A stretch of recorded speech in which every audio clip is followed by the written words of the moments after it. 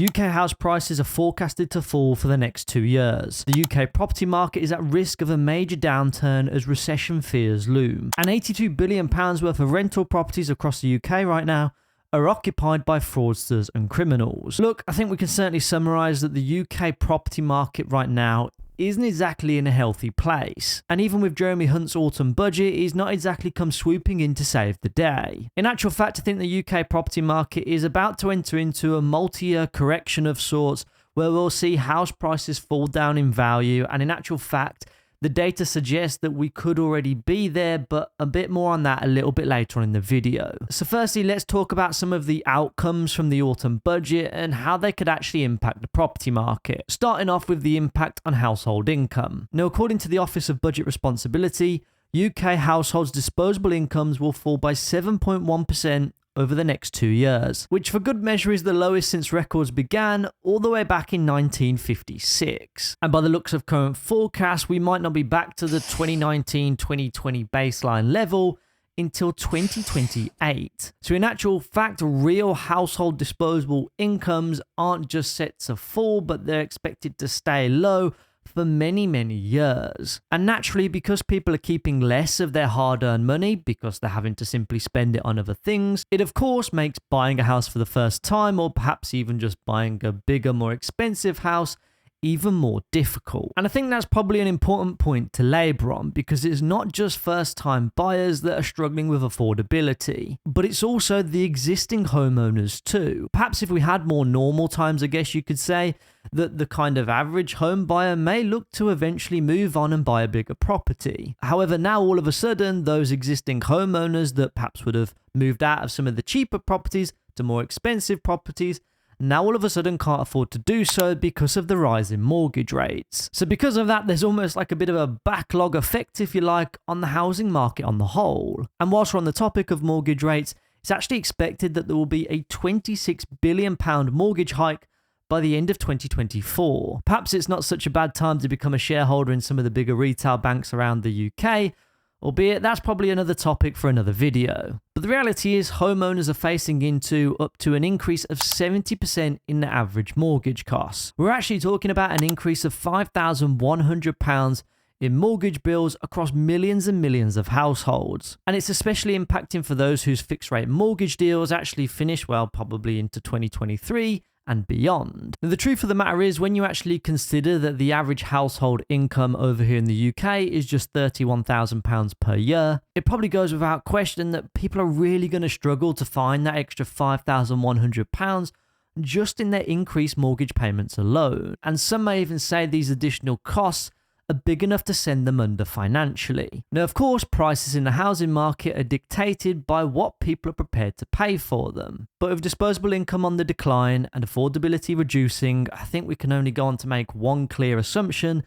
about the future direction in the short term of the UK housing market. Now, in order to try and help tackle this affordability crisis, the UK government did go on to do at least one thing that may help out some people in the short term, and that's to actually cut stamp duty. Now, stamp duty is the tax that you pay to the UK government when you purchase a property. Now, thanks to the changes that have been made, for the first time buyer, you now don't actually have to pay stamp duty on a property worth up to the value of £425,000, which is up from the £300,000 which it was prior. Now, if you're a rich enough first time buyer that you're purchasing properties above £425,000, there is a tiered system thereafter. But if you're already an existing homeowner, you'll have to pay these tiered rates of stamp duty regardless. But at least those tiered rates are lower than what they were before. Now, whilst that does certainly help with affordability, it's probably quite a minor component when people consider actually purchasing a property. It's not exactly going to have the same stimulating effect on the housing market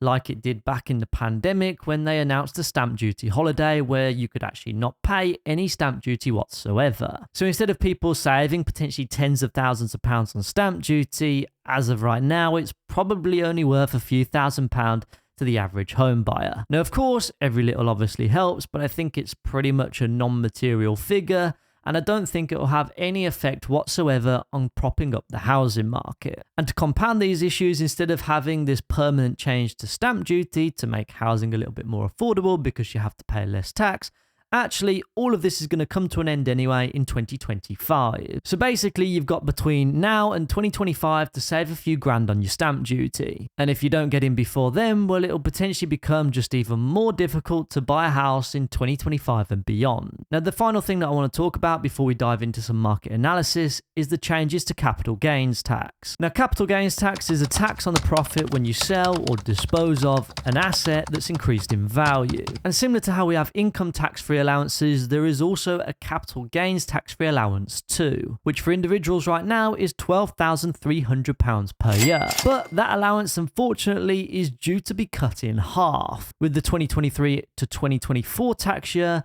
having the allowance at £6,000.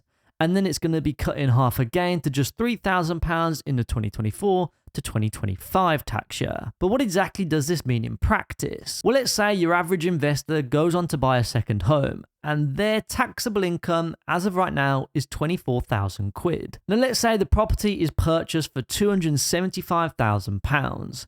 But that investor plans to sell that property for, let's say, £300,000 after doing some light renovations. In this example, based on the current capital gains tax rules, you would be liable to pay £2,286 in tax. But if the investor actually held on to that property and assuming that we achieve, which is probably quite unlikely, but assuming that we achieve a 5% growth rate for every single year thereafter, based on the 2023 to 2024 capital gains tax allowance, you would actually pay £8,150 instead of the £6,386 that you would have paid previously, which is an increase of just shy of £2,000. And in the 2024 to 2025 tax year, you would pay £13,400 in tax versus the £10,796 that you would have paid before. Now that £2,000 to £3,000 might not seem like a huge amount of money, but when you consider that investor profit margins are already being squeezed by higher mortgage rates, an increase in the general cost of upkeep, and ever-tightening legislations that landlords have to be compliant with, it may just put investors off altogether. The head of the UK Residential Research has been quoted saying, "The cut to the capital gains tax exemption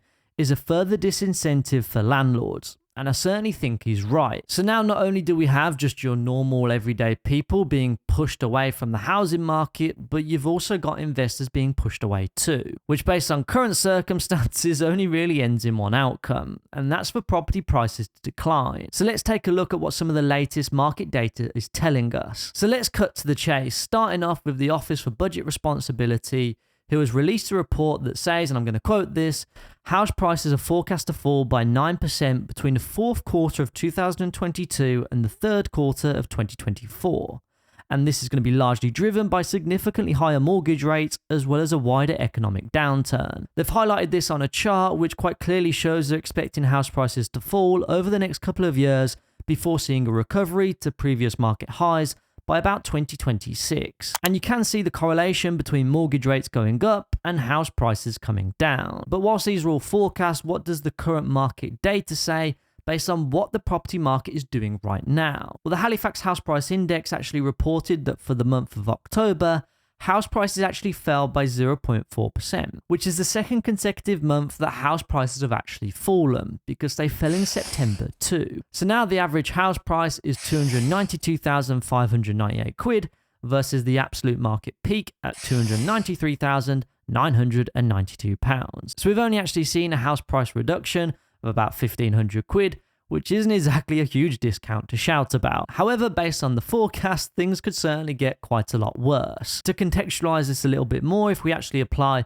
the 9% house price crash that's expected between Q4 2022 into 2024, actually house prices would reduce to about £267,532, which is a reduction of 26,460 quid. And to be honest, I wouldn't exactly be surprised if that happened. I think market forces will certainly do their thing to absolutely cool off the UK housing market, because let's be honest, during the pandemic, house prices went absolutely through the roof, almost unjustifiably, because people were prepared to pay well over the odds for property, especially because of the stamp duty land tax holidays. So I guess with that all in mind, I think if you're a first-time buyer right now, whilst it's not ideal from a kind of monthly mortgage payment standpoint, hopefully into 2023, I think probably one of the biggest issues for first-time buyers is the actual deposit that they have to put down.